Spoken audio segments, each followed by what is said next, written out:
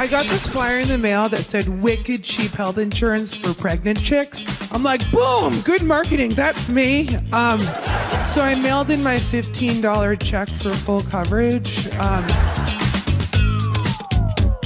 was actually walking out my building today, and this very nice lady named Jenny, who lives, well, actually she lives not in the building, but she lives against the building. And pretty good, pretty good. Usually, everywhere else in the world, when you say to a baby, they're like, congratulations. But in LA, 9 out of 10 times they're like, ooh. So sorry.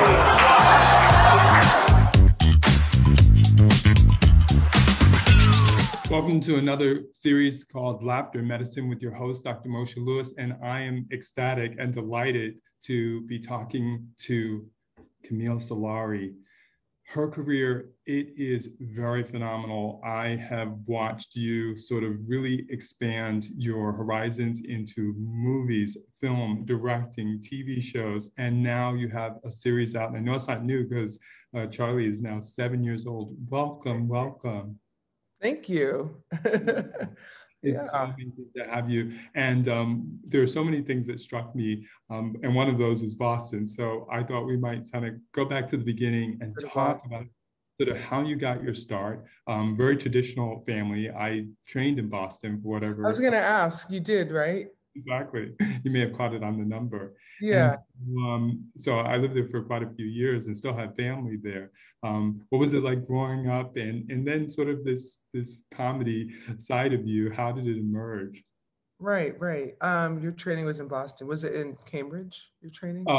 So yeah, very close. So I was at Boston University for a bit, and then also we rotated to Harvard. So Harvard, that's what I thought, yeah. Are really close there. So I live near Brookline in Milton. And, okay. Very much. You didn't grow up there. Where did you grow up? No. Yeah. New York, right? I thought so. Okay, good. But yeah, so right? So Brookline is a very upper middle class, diverse, unique place to grow up. Although quite Jewish, like we were like the whole street was like Jew, and then an Italian Catholic on one end, and then another Italian Catholic on the other end. We just like, yeah. I think I lost your audio. Is it there? I lost your audio. Oh, okay. There we go. We're back. Awesome. Okay. So, but it's sort of conservative and political, and either the kids either did really well and went to Harvard or like went to rehab. Like that was it's like the trust fund child that moved to New York, and a sad story, or and then there's the ones in between, I guess, like us. I went to Emerson, and took there was a lot. I guess there's a lot of artists from Brookline High School. So And so how did you get interested in comedy? Of all things, like you said, a pretty traditional family. Your dad was an attorney, your mom's a teacher, very straightway, so no doubt. So I don't even like to go out. I was walking out. I was like, I had to walk my dog. You know what I mean? And there was this lady coming towards me, and she seemed normal. You know what I mean? She was just wearing a dirty bathrobe, but she seemed normal. You know what I mean? I just thought maybe she's rich. You know how like rich people wear shitty clothes? You know what I mean? Like so, because they don't care because I'm so fucking rich. You know what I mean? And she was kind of pretty. You know what I mean? Like she just had that. Anyway, that sort of when you're really an alcoholic and you sort of look tan. You know what I mean? And I was like, oh, she has bronzer on. You know what I mean? Anyway, she was coming towards me, and you can't tell someone's crazy until you get close enough to see that fucking like, you know what I mean? Look in your eye, you know what I mean? And it's too fucking late, you know what I mean? And she's walking, and then she's like, I'm like, ah! You know what I mean? And then she full on flashes me, right? I'm like, oh my God, and my dog's like, I fucking love Los Angeles. He's a Boston Terrier. My dad's was pretty funny. I mean, he was very dry East Boston guy, and like never lost a case. But he was, every Christmas, or he'd take us tells a story, like some strange thing about him that we never knew about, like, oh yeah, when I was, because he's like, when I was in the Secret Service when I was 17 and for Nixon, like, and I was like, what? Like, and then, or when I had to do legal work for the mafia, and then take us to the house and we're like, huh? And like, anyway, and then that was it. And he's like, zip, quiet, like, we're like, okay. Right. Or he'd read me like Edgar Allan Poe stories when I would, for like a bedtime reading. Right. Which is, I think makes for a humorous, dark comedy. Sure, right. And did you sense, I mean, what was that sort of magical moment where you're like, I think I might have a penchant or at least an interest in it? Because certainly maybe it was still being right. In comedy, I don't know. I remember there was like some bit I would do, like I started to do sketch comedy in high school, like, but I wasn't part of the theater-y people, right? Sure. Like, Right. but I just wanted to do the funny part, I guess. But then I ended up going to Emerson and majoring in sketch comedy. Like, so we'd study Shakespeare, but I really liked, I did creative writing as well. And so I guess I just kept it on the back burner, but stand-up comedy is so different. Mm-hmm. I did the LA program, which is like at Emerson University. Emerson College has a program in LA where you can kind of intern. So I interned with like Danny DeVito, and he was so funny. He made everything very, he made things he's approachable, right? Like life is not serious. Like and I realized that too. I was like, oh, wow. And then it wasn't until 10 years ago that I actually went into comedy. But prior to that, I was writing, doing comedy performances for Comedy Central, this show called Comedy Central Sit and Spin. And so I sort of jumped from Boston to LA, but I don't know if that answered your question. Yeah. Sure. Yeah. No. That starts to be the beginning of it. And exactly how did that transition occur? Was it, oh, I really know that I need to be in LA if I'm going to really be in comedy, or you really were well on more like between finishing high school and going to college, I moved to New York with one of my best friends. And I was like, oh, you can't, if you're poor in New York, that really sucks. Like I remember having 3 jobs and being like, oh my God, this is like, it's cool. But I mean, come winter, like, no way, like this sucks. Like I mean, I prefer the vibe of New York, but, and then I did the LA program and I went to LA. I was like, oh, okay, well, if you're going to be broke for a while, LA is a much more comfortable place to be. Really, that was it. That was like the deciding factor.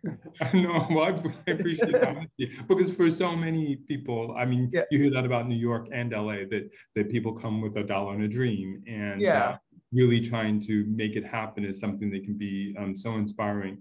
What were some of those sort of initial, gosh, I just have to do this because I've got to work, versus I was doing the things that I enjoyed that you experienced while you're in LA?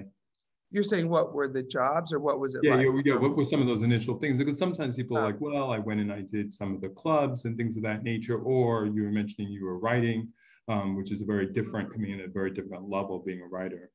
Right. I'm trying to think of like what horrible jobs I had. I mean, I didn't have those jobs for that long, because I did. I mean, I always think, oh, well, it's good to have a bad job, because then you think about what you really want to be doing, I suppose. But luckily I wasn't a very good waitress, so that was good. I did bartend, which is fun. I like that. So I only really did that for a few years, and then I got a job in the industry. I was working as Tom Cruise and Nicole Kidman's assistant for like 5 years, and that was like, whoa, okay, so this is what it's supposed to be like. Oh, very true. Okay. Yeah. And I was like, this is I want that. Like, I don't want that.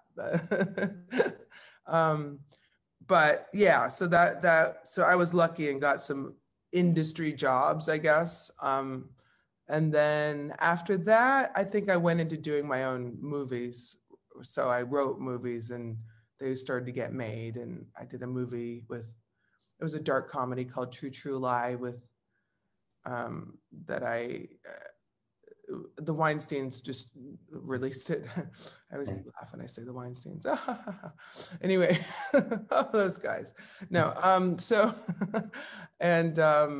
I got a few movies back to back that I wrote and either starred in or produced or sold, or so it was good. And then I started to get more specific. Like I was like, oh, my friend Jerry is a comedy teacher, and I know it's a lot of comedians are like, you're never supposed to take a class for comedy because it's supposed to just do open mics. Right. Yeah, but I'm like, yeah, maybe when you're 12, like if you start at 19, yeah, I don't mind hanging out at disgusting open mics, but I wasn't. I started later. I was like, no, I've got to cut to the jump of the line. And so I did a showcase and then I got a manager, and then only a couple of years later really got Arsenio Hall. So it was like, it was fast. Yeah. Right. So let's talk about that, because you've mentioned some really, really big names. So Dan DeVito, Tom Cruise, and then the Arsenio show. In terms of Danny's personality, what types of things do you feel like, gosh, I absorbed that too, and try to incorporate that into the person that I am, or just being able to interact with him in that type of way? He was really laid back. He was really low key, not serious. And I think that is the key to most of it.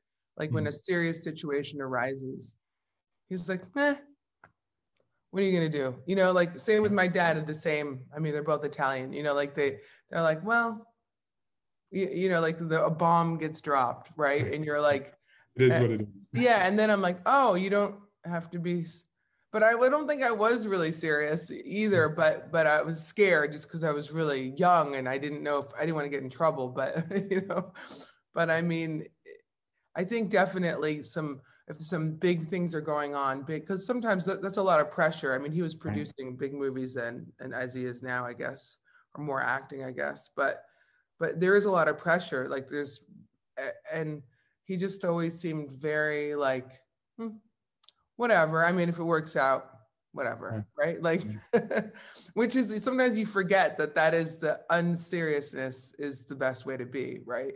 And that is, in essence, it's stand-up comedy. You can't be too serious about it. Or if there's a heckler, you try not to be. You're like, okay, that's super annoying. How can I alleviate the situation? Does this person just clearly need some attention? Like then you could, you're like, I'm so sorry.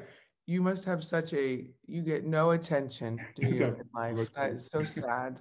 And then it's usually kind of true, and they're like, oh yeah, I do kind of get no attention. Right now I've got it. Right. Sure. Yeah. And that raises a good point, because it does have a medical aspect. Have you ever thought about the fact that, gosh, what I'm doing is cathartic for me, but also helps alleviate some of the stressors that people experience, even if sometimes they get out of control? Oh yeah. I mean, I think like a joke, that the structure of a good joke, in my opinion, is like something that's true to you, but with a very specific attitude about it, right? So you're like, what's, weird about being pregnant is people always want to talk to you, or something like that. Like that could be a premise, right? And it has to be a truth, or else it is sort of phony, right? Like you don't get the reaction from the audience that they're going to be like, they want it to be true. They want to go, yeah, that happens to me. Or like, oh my God, no way. I mean, that's the part. You want them to sort of go, yeah, and then have a funny spin on it, right? Like, so that is joke structure. And I think that's why so many, like Dave Chappelle, like the king, right? of that. I've lost your audio again. Uh-oh. Can't hear you. There you go. Yeah. Okay. But I mean, that is the king of like, here's something true, here's my opinion about it, and here's the act out about it, right? And he gets into trouble too, because you're like, oh yeah, that's true, but it's kind of wrong. Sure, right. Certain things, right, can't be PC. So that brings up a topic that I think a lot of people in the industry and certainly outside are wrangling with it, and it is somewhat medical. We all look to comedy to really sort of be that place where no holds barred, say what you want. You have people that are very, very in your face. You have those that are much more, like you said, the joke structure and the way things are built, just take people along a journey that they may or may not be able to relate to, but they can enjoy. So here you come up with controversial topics because the social movement of the day flies in the face of it. It's not appropriate to say this, it's not PC, and it's not appropriate to say that. How do you feel sort of the industry and the public should really take comedy for what it's worth? That's a good question. So I've been in I spent the most of my time in the last year and a half in New Zealand. And New Zealand, I don't know if you know much about the culture, but it's I was in Christchurch, which is in the South Island, right. And you won an award while you were there too. What did you say? You won an award while you were there too. Yeah.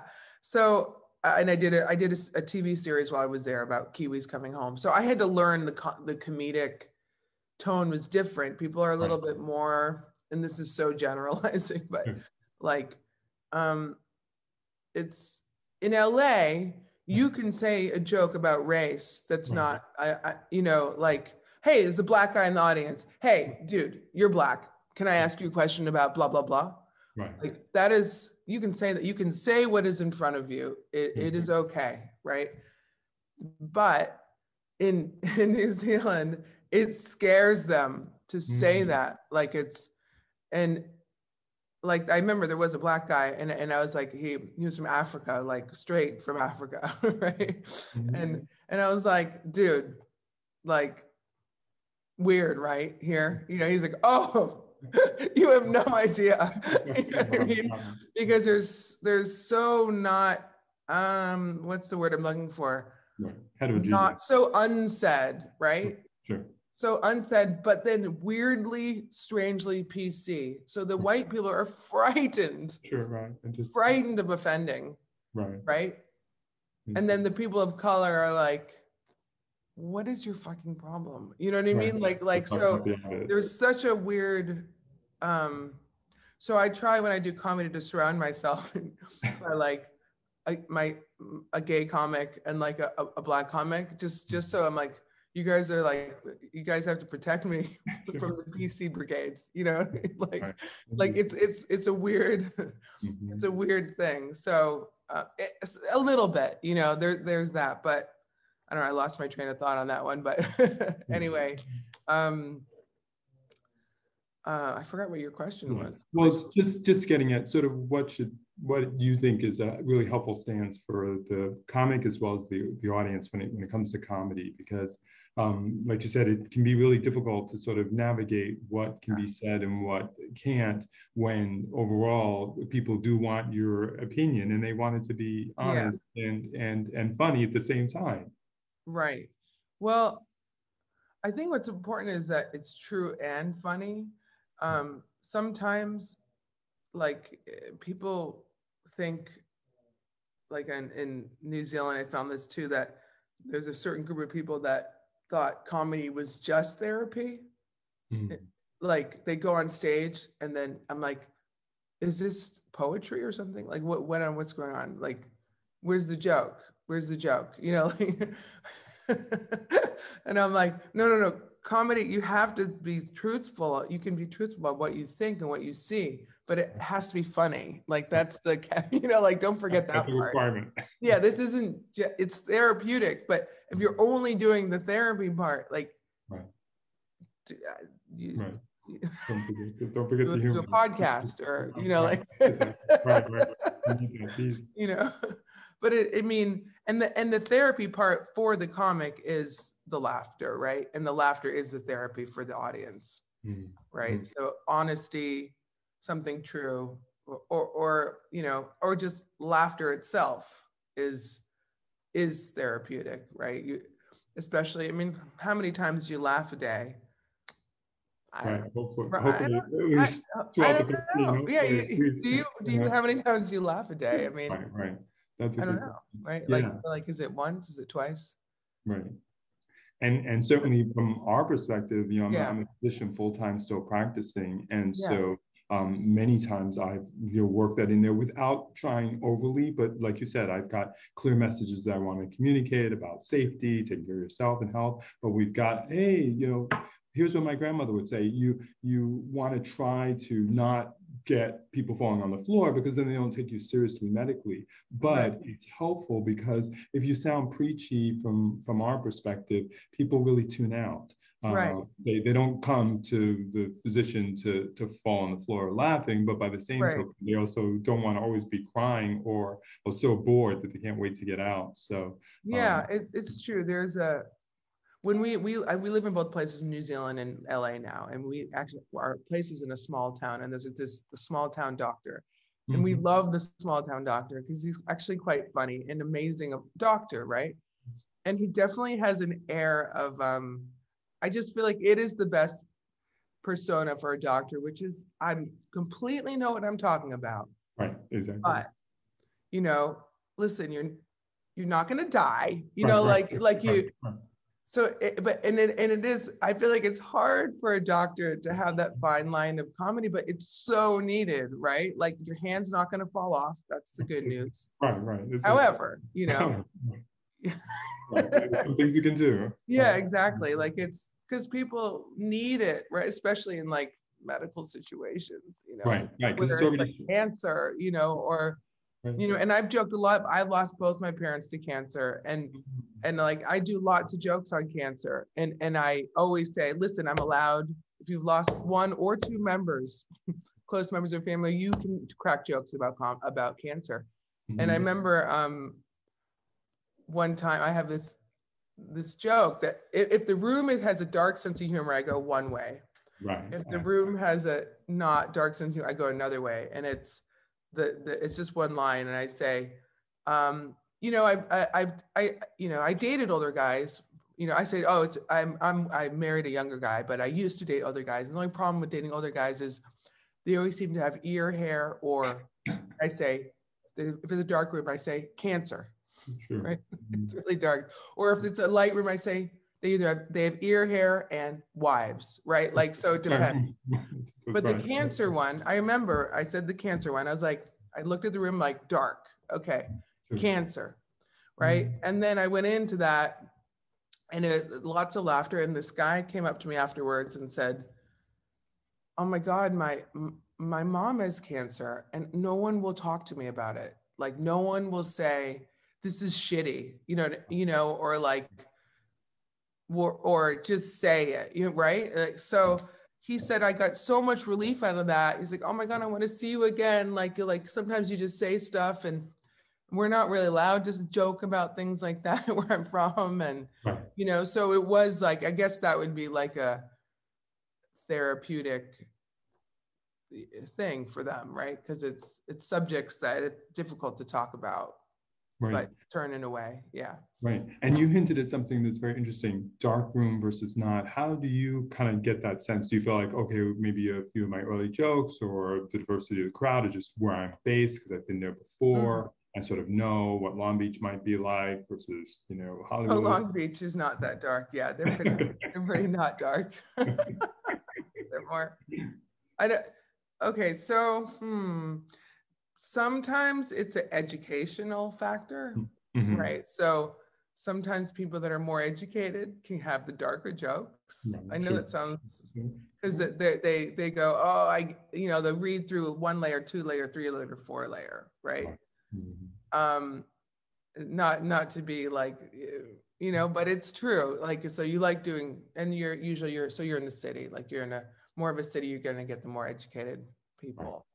I know that sounds bad, and it's just a generalization, but I've done shows in the real, and I'm like, oh, okay, so we always call it like the dick joke crowd, right? Like it's like they get that, right? Right. And I don't have that many jokes like that, right? Mine are more weird about people's personalities and crazy people and how to deal with them, and so that sometimes those jokes are just not gonna, they're not gonna go. So yeah, so sometimes it's the education, and sometimes it's just they're drunk and they're, you know what I mean, like nice girls, and they're they're out on the town, it's someone's birthday, they're from like a beach town, they're like, we don't care, but yeah.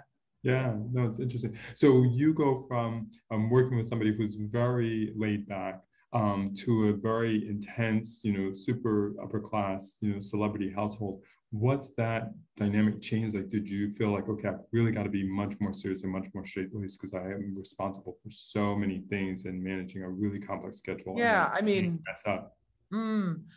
I was definitely not, there's many people with that time working. I was not on the high chain there. Sure. I was just the mess. I was like the runner, Sure. or ran around and did errands and stuff like that. But still, it's like, things are very important. And it was it can get stressful, right? You're like, oh my God, like I have to get this before the airplane leaves and I don't know where to get it. And like it was probably, I had probably the least stressful one position, but it was still, things have to be done at a certain time, but it taught you to be like precise for sure. Like this is what I want, go get it, make it happen, right? And that's really important. I mean, when I'm hiring PAs for my show, it's like when they're just la la la la, you're like, what are you doing? Like just come on, figure out something. Like keep it moving, right? Like, or you think on your feet, like what needs to be fixed, like what on set. So my kid just woke up. Yeah. And did you find any of your interactions were much more, business-like, or sometimes, wow, I did get to have a personal moment or see a personal side and have some of those conversations where I got a better sense that the public doesn't really see. This is a very gracious person. Sorry, I didn't hear the first time what you said. You said. Oh, I was saying, what? Did you ever get a chance to touch base with Katie or Tom in a way where you felt like, gosh, I got to see a more personal side, and there's the business side. This is Nicole and Tom at this time. Right. Okay. Yes. And afterwards, they're really sweet people. I mean, it's never about you. I remember when I talked to Tom, and I didn't get to talk to him too many times, but it was never about what he's doing. It was like, how are you? Right. Like, it's always like they're interested, right?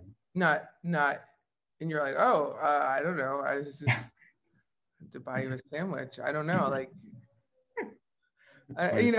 like. But it was interesting that it is. I mean, you do want to.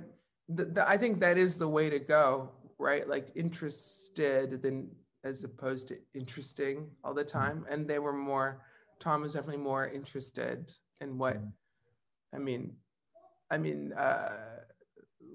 depending on the situation, but yeah, it wasn't about him. It was like, it would always turn on. And I always do find that with more often celebrities that you talk to is like, how are you? Like it's because everyone knows what's going on with them. You read about it, right? Like they were always asked what are they doing, right?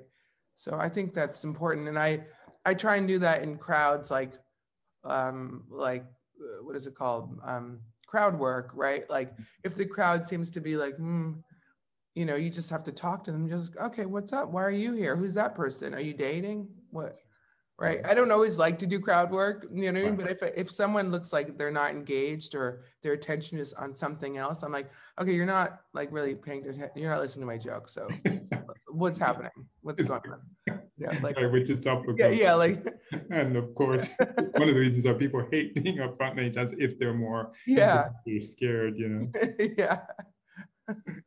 So no, interesting. And so now you get this big break, national television, and I watched your spot with Arsenio Hall. Tell me about prepping for that because if anything stood out, and certainly it may have been a first time, definitely was for you in terms of being pregnant. It seems like one of those things where, gosh, this is the time that I get it, and I'm not going to ignore the obvious, and I want to talk about it because I'm so excited about being pregnant. Oh yeah, that was amazing. And he was amazing about it because he was like, I remember he was talking to the audience, and he was like, Camille's a unique act. Like it's not your average like set up punch kind of comedian. And I appreciate that him, because it's true. I am definitely not for everyone, and sometimes it's hard to.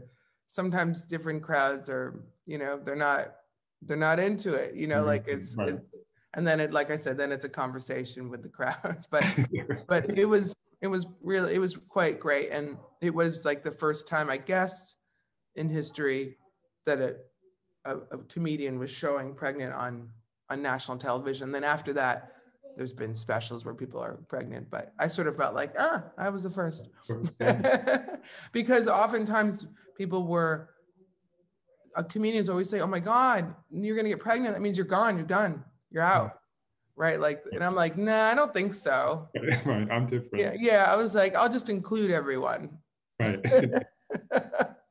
I'll make a show about the kid. I'll do I do like to do that, include whatever's going on around as the art form, which is good. Sure. Yeah.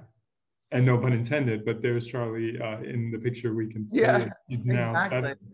Yeah, I'm like, and I don't know if she was always so good at acting. Like we did a pilot, and then we got onto Roku, and then we did a bunch of seasons on Roku, and she's just great. Like, in our dog too was on the show, Rocky, and she just followed direction. It was uncanny. Like, no, I've watched that. I know.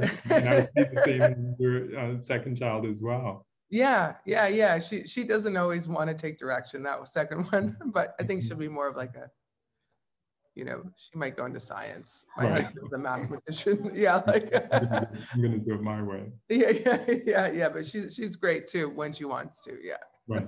I was watching that part where you call them on the phone and they're in the magic land, and you say that the virus is coming and that they need to come see you, and I see them like really looking worried, and it was just she was really good in that, actually. Yeah, that's true. Yeah.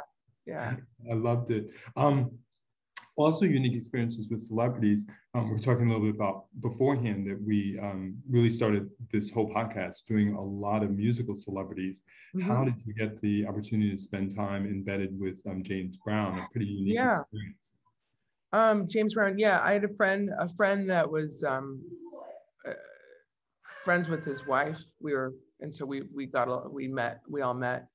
And we decided, hey, why don't we film you guys at the Greek Theater? Like, it'll be like 24 hours.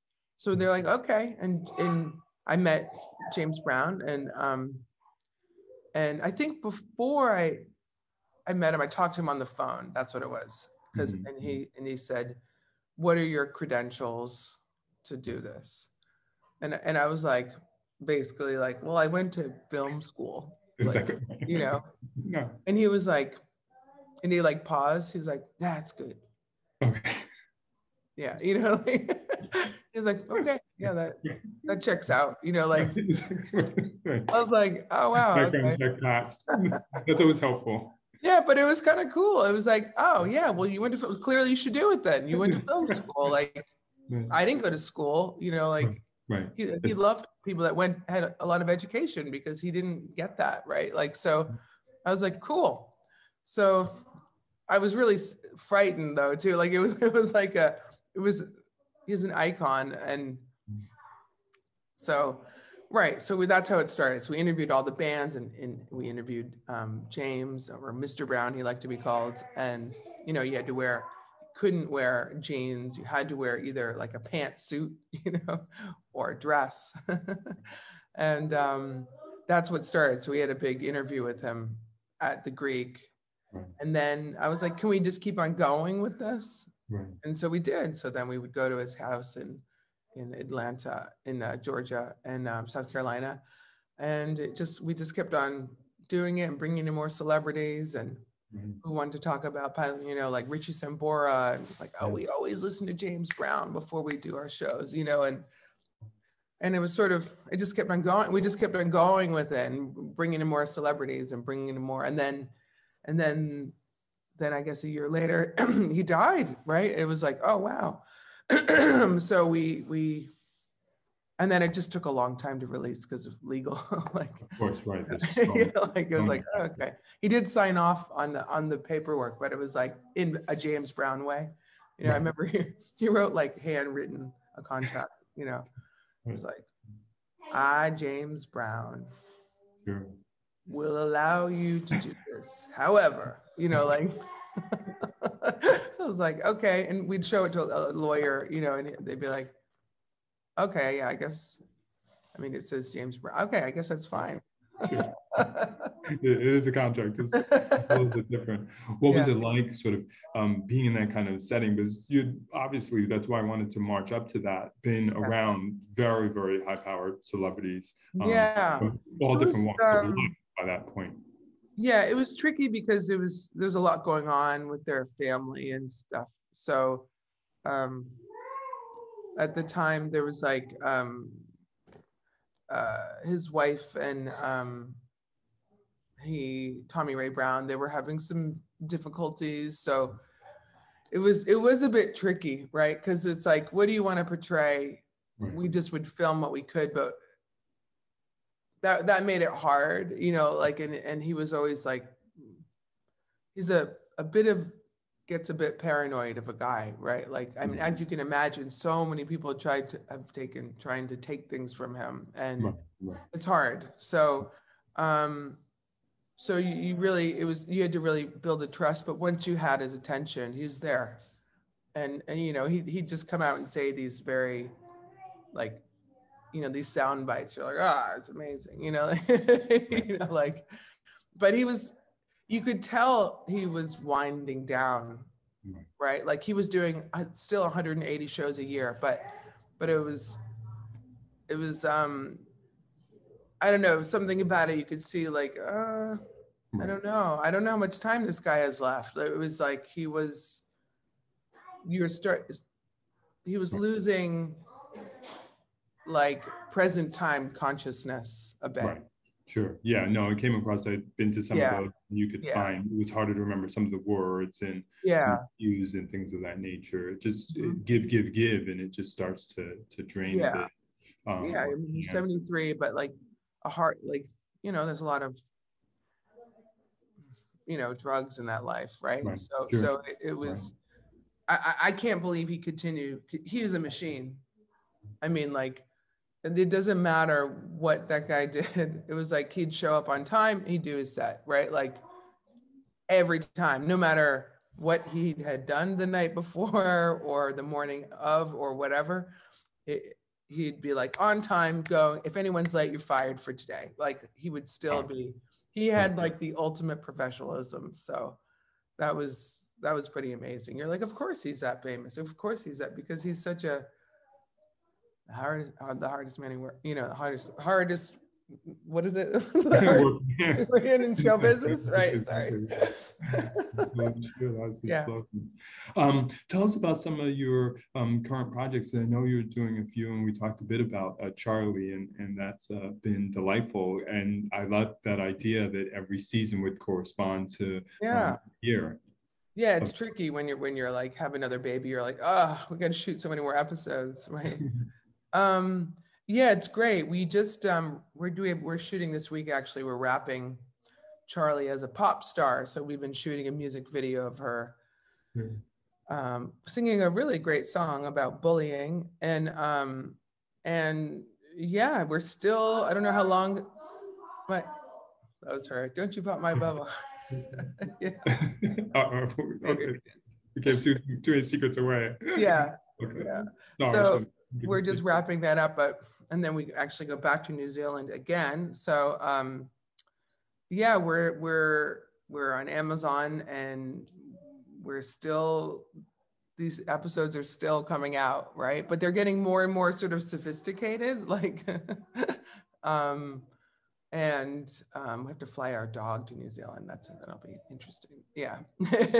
But because you're there for a good time, then it sounds like. Yeah, no, it's just it's travel has changed since COVID. So yeah, but yeah, we've been trucking along, and I'm really excited about this season. Like, I've gotten to really experiment as a director, Right. and that's been really fun. Like, it's before it was more like just a real kid show, and today we're doing this, and now it's turned into like sort of a narrative, serious, more serious. I don't know if it's more serious or not, but it's definitely more narrative, I guess you could say, because she didn't do lines the first 2 seasons.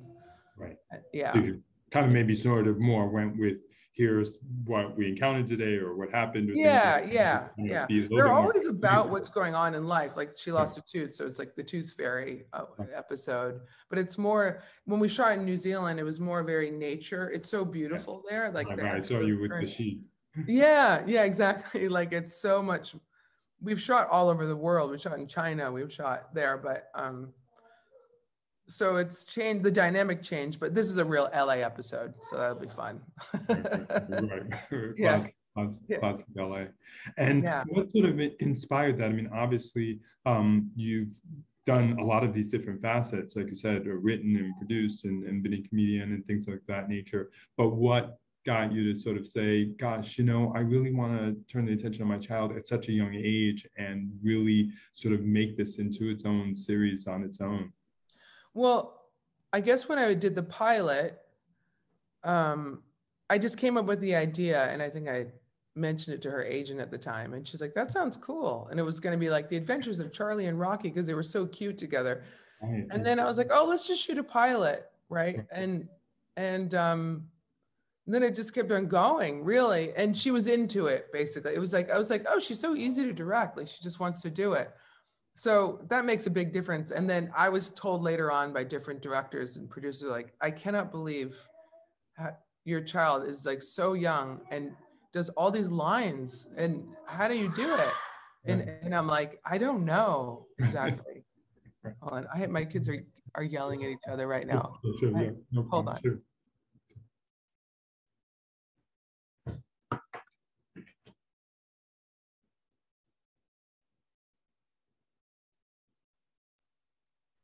Okay, sure. We were almost there. Because I knew they had woken up. It was good. I know. I was like, we did the timing. We did the timing early. Just last couple of things. Tell us where we can find you. Okay. And Charlie's series as well. Oh yeah. Charlie's on a few networks. The earlier episodes are on Roku, right. And I know, and then there, all the new stuff is coming out on Amazon Prime Video under it's Charlie. Then if some people get Tubi, it's like a kids TV thing, so that you can also see it there. And then I did a series, Kiwis Coming Home, in New Zealand, which was really fun. So that is coming out on Amazon Prime, where I go around and interview celebrities that return home to New Zealand. But it's sort of a funny, like I had a lighthearted view of it. I tried to make it light, you know. Yeah. And then one of the key things I want to talk about, because we always say laughter is medicine. In what way do you feel like it's been helpful, not only for your life, but now it's continued on to your children, for you personally and professionally, that laughter and comedy has really sort of helped you take a different stance or different outlook on the life that you live and that you've lived? I'm like, as I about to yell at my children, just kidding. No, they're like, your kids just go, you're like, can you guys be quiet? And then I don't know, how old are your kids? Sure. I have a 4-year-old and 13-year-old. So okay, there you go. Okay, so that's a good, that's actually a great gap. You haven't considered. Oh my God. You know. Relatively, he's a boy. So he doesn't know what baby means. Hold on one second. Sure.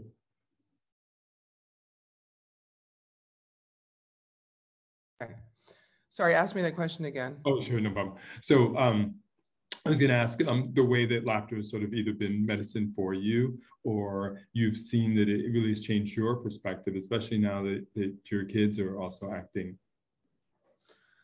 Oh, right.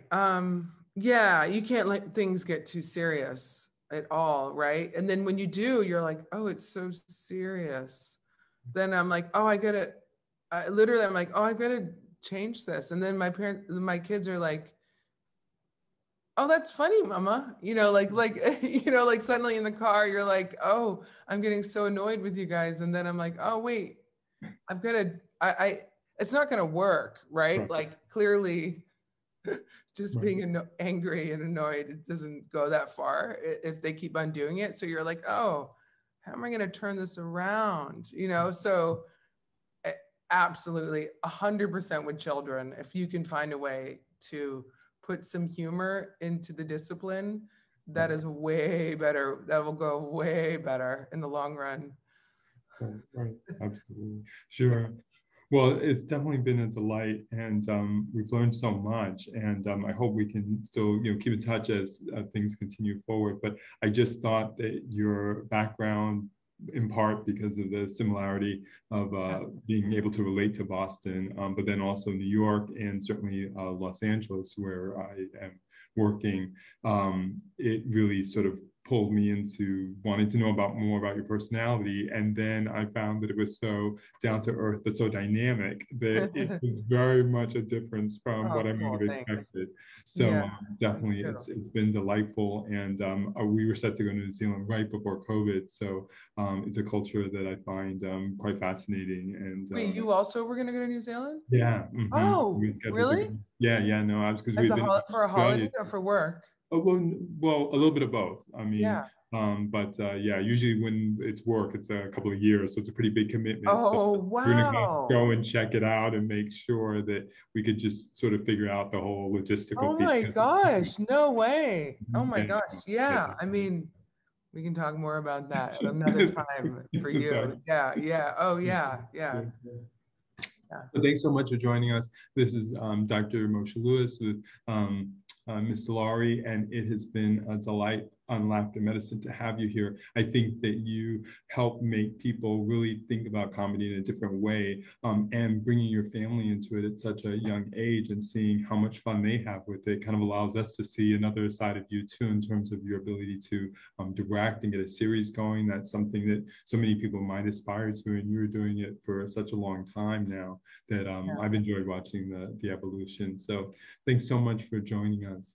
Thank you so much for having me. Absolutely. Yeah. But yeah, no, I'd love to, Kim says I watched a lot of the things that you had done, the interviews and things of that nature. And I always find that fascinating. And sometimes I saw you were interviewing as well. Yeah. So But no, it's really a lot of fun. I mean, I watched a couple of those episodes with the dog, and I just couldn't believe, how it was almost like the dog was acting too. Yeah, that dog is weird. I have to tell you about Rocky. Mm-hmm. Rocky is not a well-behaved dog most of the time, right? Except on camera. Right, interesting. It's just so weird. He's like, right. And then he gives looks, and we're right, like, exactly. I just was like, oh my gosh, there's just a couple where they kiss the nose and things like that, and I was just like, this is just adorable. So, I just think that for me, and with some of the interest in this, comedy and laughter is so important when we're going through serious times and things like that, but just all the time, because it's so easy to get caught up in our world, and there's so much of it that distracts us and overwhelms us. And sometimes it's good to just be able to step back and say, you know what, it'll be okay. Kind of like, that's why we applaud that piece about Mr. DeVito, because I think that it's easier said than done in some cases. And then other people are just like, nope, I'm not gonna get too upset, although I may have a very good reason to be. Yeah, that's right. Save it for a good one. Yeah, but definitely thanks for giving me time so early in the morning, and we'll get it packaged and get it out to your people and things like that. Okay, all right. Yeah, thanks so much. Thanks for having me. Okay, thanks again. Bye. Okay, bye-bye. Welcome to Music and Medicine. Welcome to Music and Medicine. Welcome to Music and Medicine. I'm your host, Dr. Moshe Lewis.